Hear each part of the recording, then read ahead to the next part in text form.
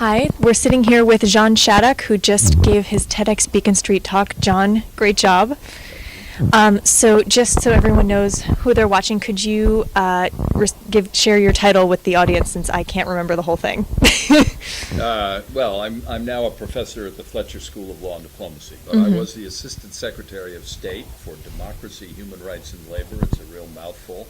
And then I was the ambassador to the Czech Republic in Prague. So those are the most important things. And what is the one message you'd want people to take away from your talk? Stand up and don't think that you're too busy or that you're worried about getting things in the way. You've got to stand up for against injustice, which is really all over the place these days. And there are a lot of people who will join you. But also, it's another important message, which is don't just stand up, listen to what the opponents, people that you disagree with, are saying, and try to understand that. Because if we don't understand that, then we can't defend what it is we're trying to defend against. I think often people want to listen, but they get infuriated, or they start thinking about all the ways that they disagree with what they're hearing coming out of the other side. Can you offer people some suggestions for how to listen constructively and use it to shape a better understanding? Yeah. Well, I think the most important thing is when you're entering into a really difficult situation and you're trying to achieve something. I did this when I was the president of a university in Europe, and there was a very hostile government that was trying to shut down the university. Now, I could have just sort of protested and said we are not going to accept this kind of behavior by the government. But in fact, instead, what we did was to have a really extended dialogue. And it was a painful and difficult, long dialogue. But as a result, we saved the university. And that's the kind of thing that I think we have to have examples of that. I also think in the past there have been much better cooperation between political opponents in the Congress. And we've lost that. All we want to do on both sides now is attack. And you can't just defend your principles by attacking. You've got to understand what it is that people are saying against you. So what would you say to someone who says, well, how could I'm an elected representative of the people, how can I abandon my principles by compromise? What would you say to someone who took such a position? Well, I don't think you have to compromise, actually. I think what you have to do is to find areas of common ground without compromising your principles. And that's what I did in the university context. We didn't compromise our academic freedom at all. We didn't give anything up.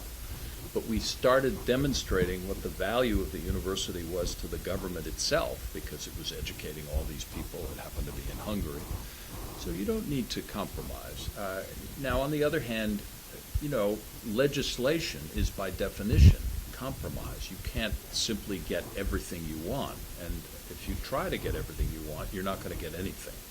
So that's a kind of practical piece of advice. I'm not a politician or a legislator, but I think that's what any thoughtful legislator would say.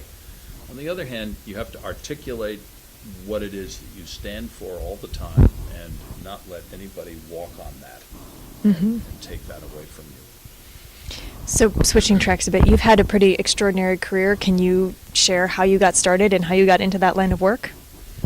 Well, I've been in a lot of different lines of work. I started as a lawyer in the American Civil Liberties Union, and I was very much on the front lines of the whole Watergate controversy. I took the deposition of former President Nixon in a court case in the Watergate setting. And so that entered me into public life in a certain way, although it was quite controversial among some quarters. And then later on, when President Clinton was elected, and I'd known him in law school, I was invited to join his government as the Assistant Secretary of State for Human Rights. And he figured that this was a field that I knew something about because that's where I'd come from. So that's how I entered into government, and then I was there for 8 years and went eventually to the Czech Republic. Madeleine Albright, who was the Secretary of State at the time, become a good friend of mine, said she really wanted somebody who could go and look over her country. She had been born in Prague in the Czech Republic. That's right. When I was getting ready to come back to Boston, she said, no, there's another assignment that we need to send you on. You've got to become the ambassador to the Czech Republic and then watch over the Czech Republic, which is a place that matters a lot to me. So those are ways in which I got involved in politics. And the Czech Republic was newly independent at the time, is that right? It was. Well, it was 5 or 6 years independent. But yes, after the changes of 1989, it became independent. It became independent. It became democratic, and that was important. So tell us about taking President Nixon's deposition. That must have been a very surreal experience. Did you have any idea at the time of the scale of what it would become? Well, actually, it was after it was after he'd left office. Okay. But it was in a court case that was started while he was in office, and it was a case filed on behalf of a lot of people whose telephones had been wiretapped illegally because there were no court orders or anything else. So taking his deposition was kind of surreal in a way. He had been out of office and he wanted very much to defend himself. So his lawyers kept objecting to my questions. And he said, no, I want to answer these questions. And he answered them all. And as a result, he made our case and we won. We found that it was an illegal wiretap that he had placed on my client. So in that sense, he was a cooperative defendant. Did you get the sense that he knew how it would turn out if he shared everything? Well, I think he knew that he wasn't going to end up, I mean, he'd already left office. He'd already been voted by the House of Representatives to be in violation of crimes and misdemeanors, so, or at least by the House Judiciary Committee. So at that stage, he had nothing to lose. I suppose that's the simple answer to Nixon's attitude toward my deposition. Fair point. But he's already out of office. Where's he going to go? Right, exactly.